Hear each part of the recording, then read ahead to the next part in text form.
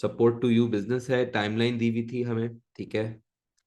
And financially अगर मैं इस कंपनी को असेस करना चाहूँ तो फाइनेंशियली जो हमने केस स्टार्ट किया था support to you, because financial numbers देख के बताया जा सकता है कि ये business overall with the period of time कितना सक्सेसफुल रहा है ना। फाइनेंशियल्स ऑब्वियसली मैं देखूंगा किसी बिजनेस के तो मुझे पता चलेगा कि ओवरऑल बिजनेस ने जो पिछले 3-4 साल से परफॉर्म किया है वो सही परफॉर्म किया है या सही नहीं किया। तो if I see the revenue, revenue basically increase from $11 million to $100 million in 2021. This is very significant increase. Profit margin हमारे कम हो गए थे, ये हमने केस रीड किया था तो पता चला, लेकिन अब प्रॉफिट दिया हुआ है, प्रॉफिट मार्जिन दिया हुआ है 6% एंड 2%, और रेवेन्यू दिया हुआ है 11 million एंड 100 million। तो अगर अब मुझे प्रॉफिट निकालना है तो प्रॉफिट कैसे निकालेंगे? कितना बताया इसने? 11 million का रेवेन्यू है और 6% का अगर मार्जिन है तो $0.66 million is the profit in 2018। Profit अगर निकालना हो, ऐसे ही प्रॉफिट निकाल रहा हूँ, क्योंकि ये बात हमने पहले पढ़ी थी यूनिट 5 के अंदर के प्रॉफिट मार्जिन्स और प्रॉफिट्स दो अलग बातें होती है ना। प्रॉफिट मार्जिन्स एंड प्रॉफिट्स दो अलग बातें होती हैं। तो प्रॉफिट जो है 2018 में था हमारा $0.66 million, एंड 2021 में कितना था profit?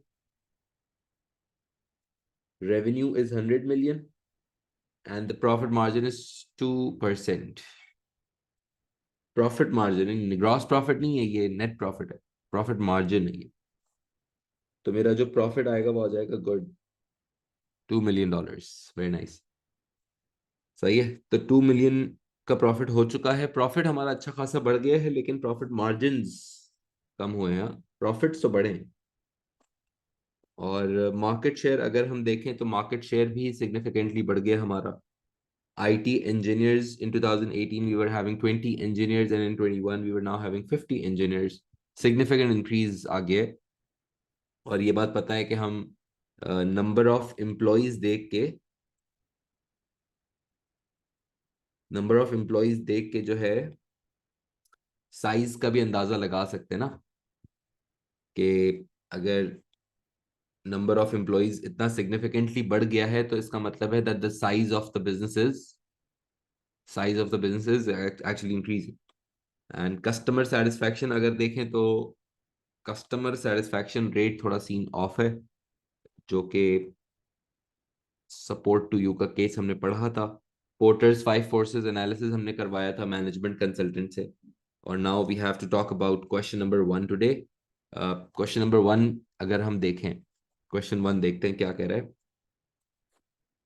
Evaluate the success of S2U's marketing strategy between 2016 and 2022. Evaluate the success of S2U's marketing strategy between 2016 and 2022. So this is a 20 marker question, और 20 marker अगर हमें attempt करना है, ठीक है, अगर 20 marker हम attempt करना चाहते हैं तो हमें 20 मार्कर का पहले तो प्रॉपर स्ट्रक्चर भी आना चाहिए है कि हम 20 मार्कर को एग्जाम में अप्रोच कैसे करते हैं ना। तो जब भी हम 20 मार्कर अटेम्प्ट करेंगे, पेपर 4 की बात हो रही है, सही है। जब भी हम नोटबुक्स पे तुम लोग भी जरा नोट्स वगैरह प्रॉपरली बनाना, क्योंकि 20 मार्कर को अप्रोच कैसे करना है और एग्जाम में इसको प्लान आउट कैसे करना है, this is actually very important. Because attempt करने से ज्यादा इंपॉर्टेंट है कि हम अटेम्प्ट करना भी बहुत ऑब्वियसली इंपॉर्टेंट है, लेकिन अटेम्प्ट करने से भी एक चीज इंपॉर्टेंट होती है कि वो आपने प्लान कितना अच्छे से किया। तो सही है क्योंकि डायरेक्ट 20 मार्कर अगर मैं डायरेक्ट बस लिखना स्टार्ट कर दूंगा तो शायद मैं डिस्ट्रैक्ट भी हो सकता हूँ बीच में, या मेरा कंटेंट इतना वेल कोऑर्डिनेटेड नहीं होगा। So it's actually very important that I I plan my answer before I start attempting it. And ज़ाहिर है बहुत डिटेल्ड प्लान तो नहीं बना सकते, एग्जाम में इतना टाइम तो नहीं होगा, लेकिन एटलीस्ट हमारे पास बेसिक प्लान बेसिक स्ट्रक्चर तैयार होना चाहिए। और जब भी तुम 20 मार्कर करोगे तो कोई अगर सवाल आए, अगेन रिपीट कर रहा हूँ, I can not see your faces, I can just see my screen. So if you have any questions तो मुझे यहाँ पे चैट पे लिख सकते हो तुम लोग, ठीक है। ठीक है, और सबसे पहले हम इंट्रोडक्शन करेंगे। इंट्रोडक्शन लिखने के बाद हमें अपना जो ये 20 मार्कर होगा इसमें we have to write we have to create 3 main paragraphs and then we have to give a conclusion paragraph. ठीक है? 20 मार्कर के लिए introduction, 3 main paragraphs and conclusion. ये जो स्ट्रक्चर है ये कोई रूल नहीं है. Again it's just a suggested structure, it's just a preferred structure. और कोशिश की जाए कि हम अगर इस तरह से करेंगे तो हम सबके आंसर्स, आई थिंक, अच्छा हाँ, आंसर्स हम सबके अलग होंगे. यानी कि तुम सब जब ये आंसर अटेम्प्ट करोगे प्रैक्टिकली, सोचो एग्जाम में बैठे हो, ये सवाल अटेम्प्ट कर रहे हो, तो आंसर हम सब अलग लिखेंगे. आंसर्स सेम नहीं हो सकते, कुछ पॉइंट्स मैच कर सकते हैं लेकिन it will be different, but the way the answer is approached should be the same. हम सबका स्ट्रक्चर और अप्रोच सेम होनी चाहिए. जाहिर है कंटेंट हम सबका अलग हो सकता है. जाहिर है आंसर, अब इंट्रोडक्शन है तो इंट्रोडक्शन में हम क्या करते हैं भाई? इंट्रोडक्शन में हमें क्या करना चाहिए, इसमें क्या चीज डिफाइन करनी चाहिए? क्योंकि इंट्रोडक्शन में ऑब्वियसली हमें कोई कीवर्ड डिफाइन करना होगा. So which word should I define in this question? Evaluate the success of S2U's marketing strategy between 2016 and 2022. तो मुझे मार्केटिंग स्ट्रैटेजी डिफाइन करना चाहिए है. गुड. मार्केटिंग स्ट्रैटेजी की मैं अगर अच्छी डेफिनेशन दे दूं तो मुझे अच्छा 1 मार्क नॉलेज का मिल सकता है. तो proper definition of marketing strategy, basically marketing strategy का नाम सुनते ही शायद तुम्हें याद होगा कितने वर्ड्स माइंड में आते हैं. If you remember marketing strategy का जब चैप्टर हमने पढ़ा था तो मार्केटिंग स्ट्रैटेजी का नाम सुनते ही माइंड में 3 वर्ड्स आते हैं. बता दो कौन कौन से word? Very nice. Marketing strategy का नाम सुनते ही माइंड में आ जाता है मार्केटिंग ऑब्जेक्टिव्स, और फिर मार्केटिंग ऑब्जेक्टिव्स के बाद जो सेकंड वर्ड माइंड में आता है वो है मार्केटिंग बजट, और फिर एक वर्ड आ जाता है आपके पास मार्केटिंग मिक्स.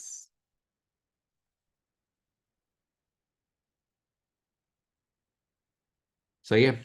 और इन तीनों को साथ सोचने को हम कहते थे marketing strategy. Basically how a business uses their marketing mix to achieve their marketing objectives within the marketing budget. इन तीनों चीजों को एक साथ आप कैसे इस्तेमाल करोगे उसको कहते हैं marketing strategy. And every organisation, चाहे वो एप्पल हो, चाहे वो गूगल हो, नेस्ले हो, PNG, Engro, Coca-Cola, any company we talk about, every company will have their clear marketing strategy defined. And marketing strategy यूं भी याद रख सकते हैं कि तुम लोगों ने जितना भी मार्केटिंग पढ़ा है, जितना भी मार्केटिंग पढ़ा है, AS और A2 सारा मिला के, तो जो सीनियर मोस्ट मार्केटिंग डायरेक्टर्स होते होंगे वो सारे टॉपिक्स के बारे में एक साथ सोचते होंगे. वो जब आप नेस्ले कंपनी के अंदर बैठा हूं अगर मैं, और नेस्ले माइलो प्रोडक्ट है अगर लेट्स से, तो नेस्ले माइलो से रिलेटेड सारी जो मार्केटिंग की बातें हैं कि प्रोडक्ट क्या है, price, place, promotion, market research, and then is my product Milo elastic और इन इलास्टिक, जितना भी मार्केटिंग से रिलेटेड कंटेंट होगा वो एक साथ सोचने को हम अच्छे वर्ड में कहते हैं मार्केटिंग स्ट्रैटेजी. ठीक है. सो बेसिकली हमने यही जो केस कल स्टार्ट किया था वो आगे बढ़ा रहे हैं मार्च 2023 का. और मार्च 2023 के केस के अंदर हमने जो क्वेश्चन 1 रीड किया है वो क्या है कि बताओ कि मार्केटिंग स्ट्रैटेजी कितनी सक्सेसफुल रही. So we are actually talking about marketing strategy कि ये मार्केटिंग स्ट्रैटेजी होता क्या है.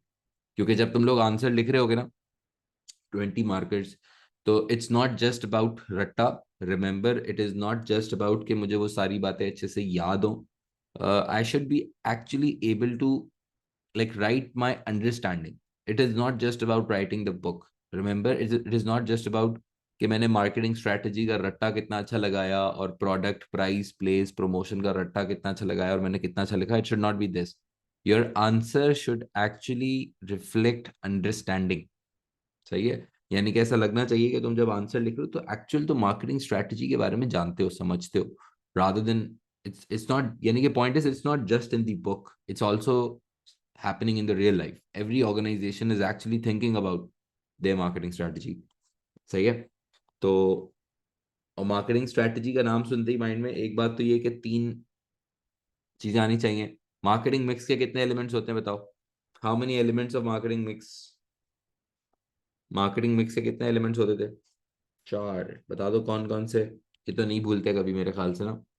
कौन से 4 एलिमेंट्स से? Product, price, place and promotion. Very nice.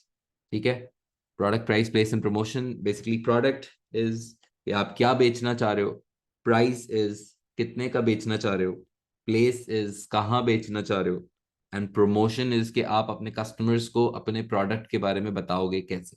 ठीक है, और याद रहे कि हम S2U का केस कर रहे हैं। हमारा क्या प्रोडक्ट है?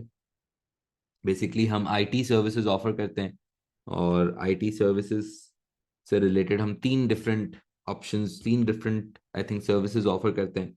और फिर बाकी हमें मार्केटिंग मिक्स की कहानी हमें इसके मार्केटिंग ऑब्जेक्टिव्स में, मार्केटिंग प्लान में गिवन थी। याद आ गया मेरे ख्याल से।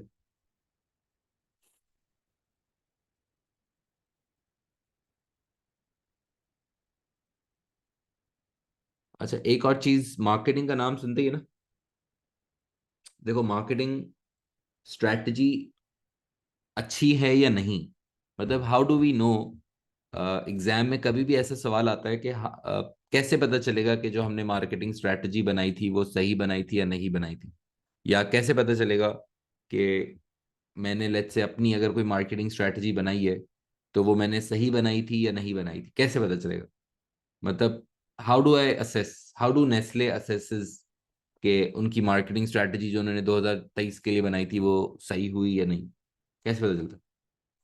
एक तो ऑब्जेक्टिव से हम देखते हैं ऑब्वियसली कि क्या हमारे जो ऑब्जेक्टिव्स हमने रखे थे इनिशियली, मार्केटिंग ऑब्जेक्टिव्स, क्या वो ऑब्जेक्टिव अचीव हुआ?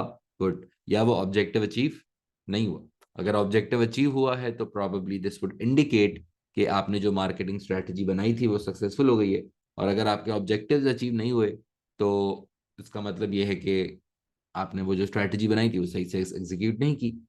या सेकेंडली बजट भी देख सकते हैं। एक तो ऑब्जेक्टिव्स पे जाके हम असेसमेंट देख सकते हैं, और दूसरा बजट भी देख सकते हैं कि बजट जो है वो जो मैंने सोचा था ओरिजिनली मार्केटिंग स्ट्रेटजी के लिए, क्या वही बजट रहा या मैंने बजट एक्सीड कर दिया, बजट को भी देख सकते हैं। कस्टमर सेटिस्फैक्शन, ब्रांड अवेयरनेस, ये वही हो गया ना, मार्केटिंग ऑब्जेक्टिव्स ही आ गए। यानी कि ये मार्केटिंग ऑब्जेक्टिव्स का ही पार्ट होगा कि कस्टमर सेटिस्फाइड हो, ब्रांड हमारी अवेयरनेस बढ़े। ठीक है, तो 2 चीजें तो देखी जा सकती हैं कि क्या हमारे जो ऑब्जेक्टिव्स हैं वो पूरे हुए या वो पूरे नहीं हुए, और क्या हमने जो बजट रखा था वो बजट ही के अंदर हमने काम किया या बजट एक्सीड हो गया। और 3 वो वर्ड्स हैं, जब तुम लोगों ने ये चैप्टर पढ़ा था मार्केटिंग स्ट्रेटजी, देखो ये इसका माइंड मैप है। मैं सिर्फ इसलिए दिखा रहा हूँ ताकि एक तरह से ये पास्ट पेपर भी करोगे तो साथ साथ रिवाइज भी हो जाता है, अच्छी बात है। तो जब भी मार्केटिंग स्ट्रेटजी की बात होगी ना तो माइंड में देखो 3 वर्ड्स और आने चाहिए, जिसको हम अच्छे वर्ड्स में हमने पढ़ा था, approaches to marketing strategy. Approach यानी कि जब भी मैं मार्केटिंग स्ट्रैटेजी बनाना चाहता हूँ, किसी भी ऑर्गेनाइजेशन की अगर मैं मार्केटिंग स्ट्रैटेजी बनाना चाहता हूँ, तो I have to keep 3 things in mind. I have to make sure that my marketing strategy is consistent, that my marketing strategy is well coordinated, and my marketing strategy is focused. ये 3 words हैं।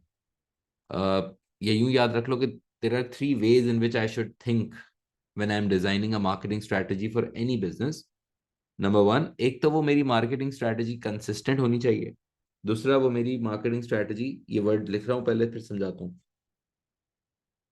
that the marketing strategy should be consistent, should be well coordinated and should be focused। ये 3 words अगर तुम लोग याद कर लोगे ना तो तुम्हारे मार्केटिंग स्ट्रैटेजी के क्वेश्चंस काफी अच्छे से हो सकते हैं। कि जब भी एक ऑर्गेनाइजेशन मार्केटिंग स्ट्रैटेजी बनाती है तो उसके माइंड में 3 चीजें होती हैं कि एक तो वो आपके जो मार्केटिंग ऑब्जेक्टिव्स हैं उस पे फोकस्ड हो, मतलब it should be actually focused on how the business will achieve their objectives. It should be well coordinated का मतलब है कि 4 एलिमेंट्स एंड डिपार्टमेंट्स, ये 2 चीजें हैं। चाहो तो लिख लो, ये नोट्स बना लोगे ना तो तुम्हारे पास एक तरह से रिवीजन के लिए और हर आंसर के लिए तकरीबन फिर यही स्टैंडर्ड यूज होता है। Number 1, it should be focused on the marketing objectives. Number 2, it should be coordinated. Coordinated का मतलब क्या होता है? इस वर्ड का मतलब कोऑर्डिनेटेड, कोऑर्डिनेटेड जैसे जैसे अगर मुझे अपनी क्लास में कोई टेस्ट रखना होता है, तो टेस्ट रखने के लिए मुझे फिर बहुत सारे लोगों से बीच में कोऑर्डिनेट करना पड़ता है। मुझे डिफरेंट डिपार्टमेंट्स को, फोटोकॉपी डिपार्टमेंट को, मुझे वहाँ के इन्विजिलेटर्स के साथ, वहाँ की रूम्स जो अलॉट करते हैं उनके साथ टेस्ट बनते हैं, टेस्ट फिर चेक होते हैं। तो वो there are a lot of people, there are lot of departments involve in this just testing वाला सीन। तो अब उसको मुझे कोऑर्डिनेट करना पड़ता है। अगर मैंने कोऑर्डिनेशन, अच्छा बताओ, एक तुम लोग बताओ कि अगर मैंने अपनी क्लास में टेस्ट रखना है और मैं उस टेस्ट को सही से कोऑर्डिनेट नहीं कर सका, तो क्या प्रॉब्लम्स होंगे? बताओ। If I am not able to coordinate my test well, तो क्या प्रॉब्लम होंगे?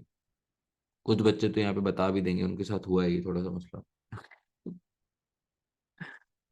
हाँ,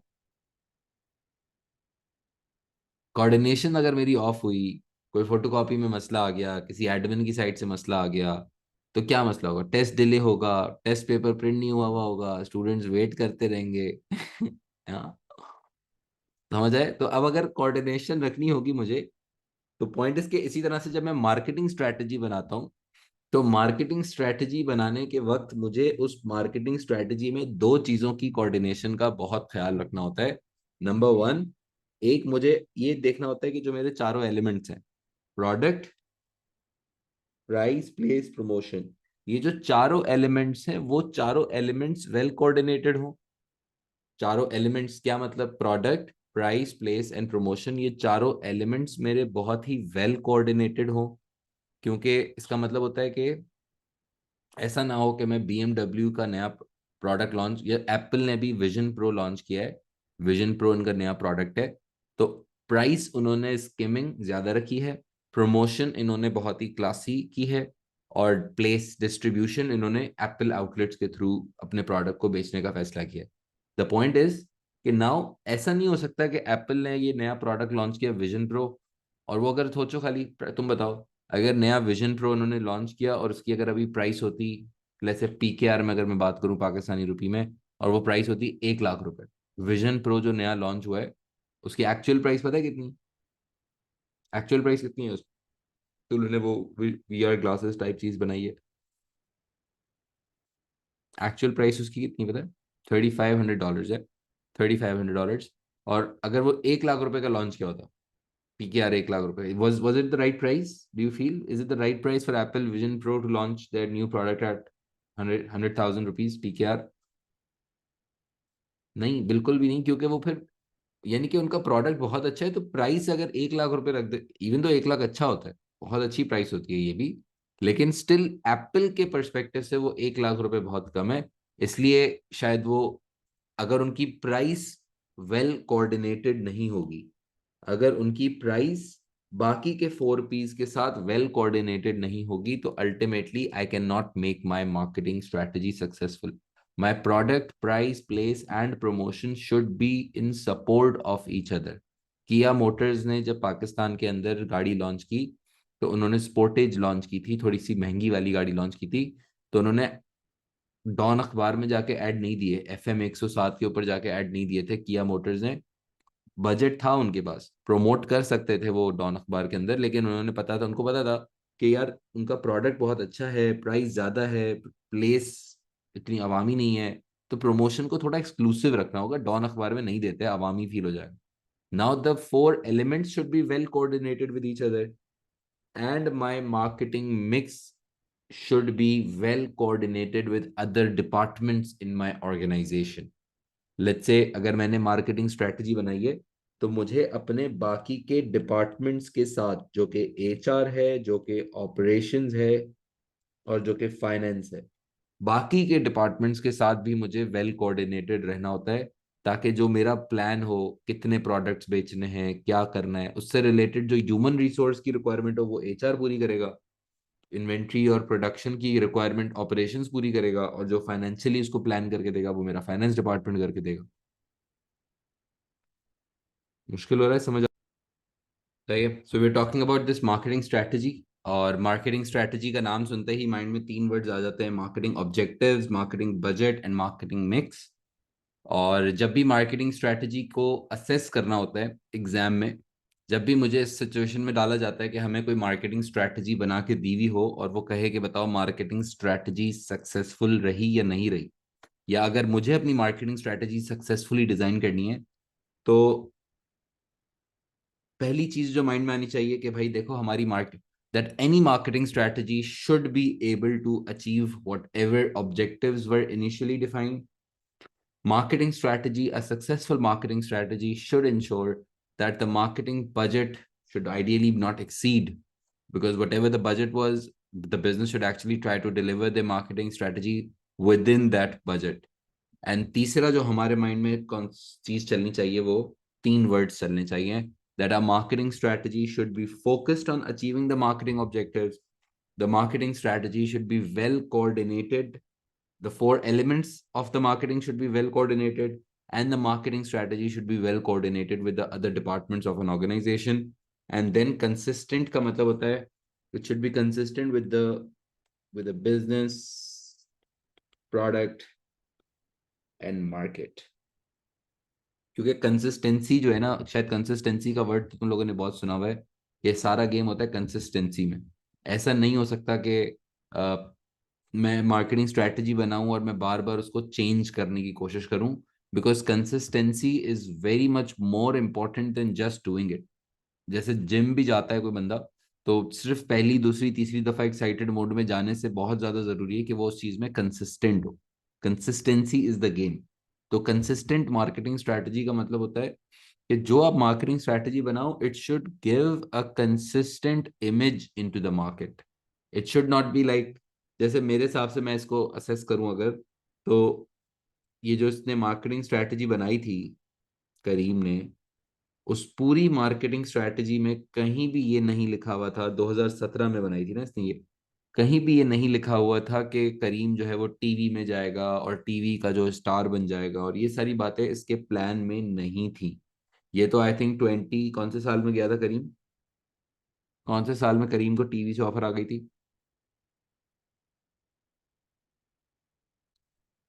2018 में देखो ना। फिर 2022 में तो फिर वो फुल टाइम उसने छोड़ ही दिया। लेकिन 2017 में जो उसने मार्केटिंग स्ट्रेटजी बनाई थी, उसका कोई ये पार्ट ऑफ प्लान नहीं था कि मैं करी टीवी में जाऊंगा या ऐसी कोई सीन होगा, ऐसा कुछ भी नहीं था। बट 2018 में उसको ऑफर आ गया। So now it's not consistent. Initially you are planning for something else and you are doing something else. मतलब इनिशियली यू आर प्लानिंग के रिसर्च के हिसाब से आपको गैप्स मिल गए थे, और प्रोडक्ट प्राइस प्रमोशन तो आपने कुछ और ही सोची थी, digital promotion, direct promotion, sales promotion. So is it, the point is कि I am not saying this is was wrong, गलत नहीं कह रहा हूँ कि मार्केटिंग स्ट्रेटजी में कोई नहीं कहूँगा कि गलत हो गई, but still I need to see that. इसका मतलब ये है कि शायद इतनी मार्केटिंग स्ट्रेटजी मेरी कंसिस्टेंट नहीं थी, मतलब it was not consistent, it was not doing what it actually wanted to do. The point is कि ये तीन अगर वर्ड्स हमें याद हो जाए ना, कि whether the marketing strategy is consistent throughout, whether the marketing strategy is well coordinated, and whether the marketing strategy is focused towards the marketing objectives, इन तीन क्राइटेरियाज की बेस पे मैं किसी भी ऑर्गेनाइजेशन की मार्केटिंग स्ट्रैटेजी को असेस कर सकता हूँ। और याद रखना, ये वो बातें हैं जो आप याद नहीं कर सकते हो। इसको रट्टा लगाने की जरूरत नहीं है, ना ही कोशिश करें, इसको समझने की कोशिश करें कि हर सिचुएशन के हिसाब से मार्केटिंग स्ट्रैटेजी अलग होगी। ऐसा हो ही नहीं सकता कि मैं घर से ये पॉइंट्स याद करके चला जाऊं। सही है। अब अच्छा, 20 मार्कर है, अब सवाल बताओ किस तरह से फ्रेम करना है हमें, क्योंकि अब सवाल ये पूछ रहा है हमसे, evaluate the success of S2U's marketing strategy between 2016 and 2022. Success of S2U's marketing strategy between 2016 and 2022। तो कि क्या हमारी मार्केटिंग स्ट्रैटेजी सक्सेसफुल रही या नहीं रही। तो जब भी हम 20 मार्कर अटेम्प्ट करेंगे ना, तो जो फर्स्ट पैराग्राफ होगा, उस फर्स्ट पैराग्राफ के अंदर आइडियली हमें बात करनी चाहिए है करंट सिचुएशन इन कॉन्टेक्स्ट। यानी कि जो सबसे पहला हमें काम करना चाहिए है वो ये करना चाहिए कि हमें करंट सिचुएशन पे बात करनी चाहिए कि करंटली चल क्या रहा है। मार्केटिंग स्ट्रैटेजी के बारे में हम बात कर सकते हैं कि करंट जो है वो फाइनेंशियल्स, के ऊपर बात कर सकते हैं, मार्केटिंग स्ट्रेटजी के ऊपर थोड़ी डिस्कशन लगा सकते हैं। सही है। नो नो, पैरा वन के अंदर अभी गुड चेंज बैड चेंज पे बात ना करें। करंट बता भी सकते हैं कि फाइनेंशियली जो है वो कंपनी ने काफी ग्रो किया है, नंबर ऑफ एम्प्लॉयज भी सिग्निफिकेंटली बढ़ गए हैं, यानी कि ओवरऑल मैं बिजनेस सक्सेस के ऊपर बात कर सकता हूँ। और फिर मार्केटिंग फोकस मेरा मेनली मार्केटिंग स्ट्रैटेजी पे रहना चाहिए, और मेनली फोकस रहना चाहिए कि इस बिजनेस की जो मार्केटिंग स्ट्रैटेजी है वो क्या थी और कैसी रही। पैरा टू और पैरा थ्री में किस तरह से डिवाइड करूं, चलो बताओ। Para two and para three अब मुझे अगर बनाने हैं, तुम लोग सोचो, 2 मिनट टाइम दे रहा हूँ, कि अगर अब मुझे पैरा टू और पैरा थ्री लिखना है, मार्केटिंग स्ट्रैटेजी के बारे में बात करनी है कि मार्केटिंग स्ट्रैटेजी ओवरऑल कैसी रही इस बिजनेस की। फर्स्ट पैरा तो हमेशा हमारा करंट सिचुएशन कॉन्टेक्स्ट बेस्ड होगा, मार्केटिंग की ओवरऑल सिचुएशन पे बात करूंगा। तो किस तरह से हम डिवाइड कर सकते हैं, ईयर वाइज डिवाइड भी कर सकते हैं, ये भी अच्छी स्ट्रैटेजी हो सकती है कि 2016 से 18 तक कैसा रहा और 2019 से 22 तक कैसा रहा, इसके ऊपर बात कर सकते हैं।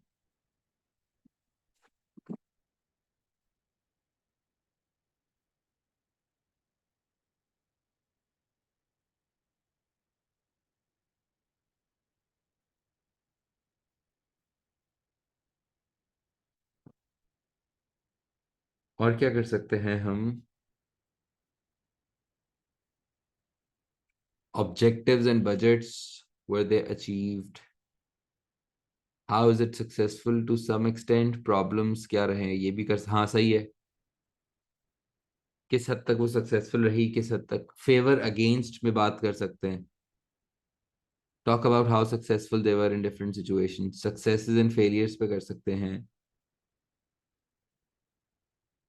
मतलब ओवरऑल असेस करना है ना मार्केटिंग स्ट्रेटेजी के डिफरेंट कंपोनेंट्स को। तो यूं भी कर सकते हैं कि हम, क्योंकि क्रिटिकली इवैल्यूएट करना होगा ना हर चीज को, तो इसमें हम मार्केटिंग ऑब्जेक्टिव्स यूं भी कर सकते हैं, favour against, like yes it was very successful, no it had a lot of problems, I think. लेकिन ये थोड़ा सा मुश्किल तरीका है। हाँ ना, आई थिंक मार्केटिंग ऑब्जेक्टिव्स के ऊपर बात करेंगे कि यार करंटली इन्होंने जो मार्केटिंग ऑब्जेक्टिव्स रखे थे, देखो ना कहाँ गया, ये जो मार्केटिंग ऑब्जेक्टिव्स रखे हुए थे इसको हम असेस करेंगे पहले तो, कि क्या ऑब्जेक्टिव था इसका। To grow the number of businesses using as to use services. तो नाउ इस ऑब्जेक्टिव को भी असेस करने की जरूरत है, इवैल्यूएट करने की जरूरत है, एनालाइज करने की जरूरत है। यानी कि मुझे इस पे ये बात करने की जरूरत है कि ये जो ऑब्जेक्टिव है क्लियरली, क्या तुम्हें ये लग रहा है स्मार्ट स्मार्ट क्राइटेरिया पे उतरता हुआ नजर आ रहा है कहीं से, ये ऑब्जेक्टिव जो है specific, measurable, achievable, realistic, time framed, मतलब what sort of objective is this, to grow the number of businesses using S to use services, मतलब कैसे, कितने बिजनेसेस बढ़ाने हैं, वेग है, कोई स्पेसिफिक वो नहीं है बात। वो तो हो गया, ये तो मतलब ऑब्जेक्टिव तो क्लियरली हो गया। ये तो इट्स वेरी इजी टू, मतलब आपके 5 बिजनेसेस थे पहले साल, आपको 6 करने, ये लो हो गया, grow the number of businesses. मतलब it's not clearly defined, I think it's not critically on the object or the criteria of smart, as we say. Resources देखो, बजट भी लिमिटेड था, और बजट लिमिटेड होने की वजह से शायद हमारी सारी जो मार्केटिंग एक्टिविटीज हैं उसमें कुछ हर्डल्स आए होंगे, उसमें प्रॉब्लम्स आए होंगे। तो इसके ऊपर हम बात करेंगे, आई थिंक। अगर मैं ये लिख रहा होता तो मार्केटिंग ऑब्जेक्टिव्स और मार्केटिंग बजट के ऊपर पहले मैं एक डिस्कशन लगाता, फिर मैं पूरा एक मार्केटिंग मिक्स जो इन्होंने सोचा था, क्यों सोचा होगा, उसकी कैसे सीन अच्छे हुए या नहीं हुए, ये हम बता कर सकते हैं। एंड देन फिर एंड में मैं दूंगा अपना opinion, that whether this uh, marketing strategy was successful or it was not successful, and then I will have to justify the opinion. और याद रहे कि जो सबसे सेंसिबल स्टूडेंट होता है वो सबसे सॉलिड और स्ट्रॉन्ग पॉइंट्स अपनी ओपिनियन की जस्टिफिकेशन के लिए रोक लेता है। जैसे मेरा, तुम लोगों के हिसाब से क्या ओपिनियन होना चाहिए, what do you think, was the marketing strategy successful?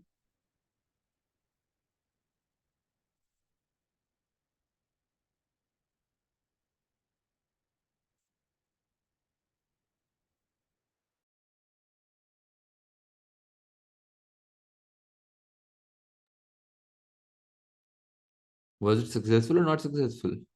No, not as successful, not that successful.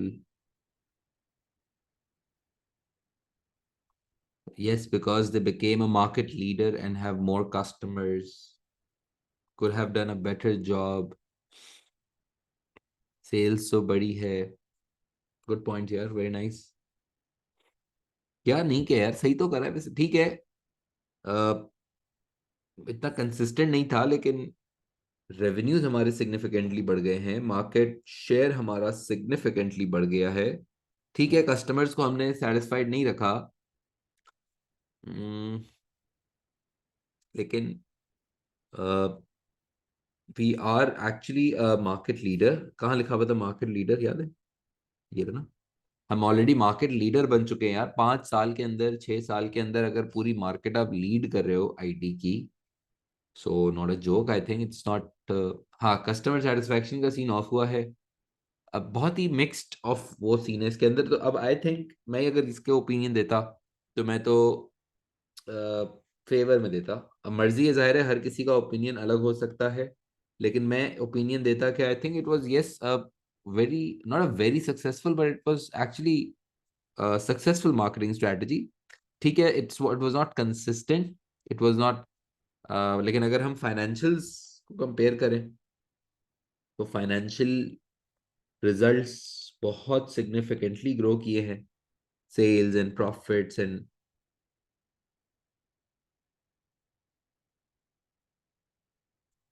Now a market leader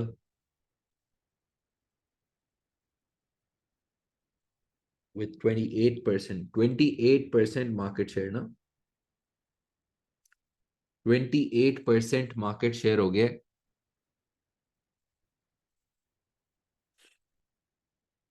I think financials significantly grow किए हैं. नंबर ऑफ एम्प्लॉइज से भी पता चल रहा है कि साइज में ये बहुत ग्रो किया है.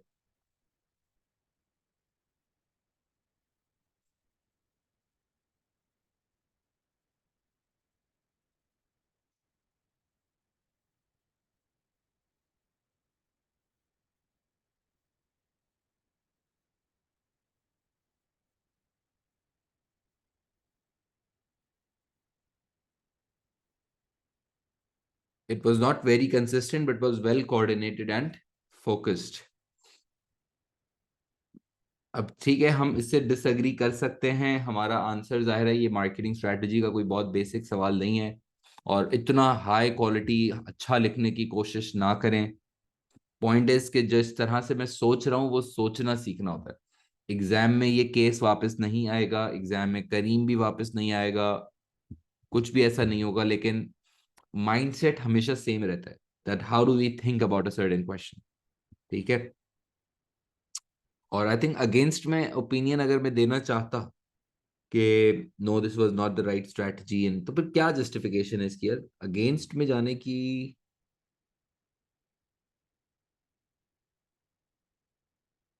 आई डोंट थिंक सो कि हम अगेंस्ट में जा सकते हैं यार. अगेंस्ट में ओपिनियन दोगे तो कोई जस्टिफिकेशन इतनी सॉलिड बनती नहीं है, आई फील. कॉपी करो, कॉपी करो प्लीज.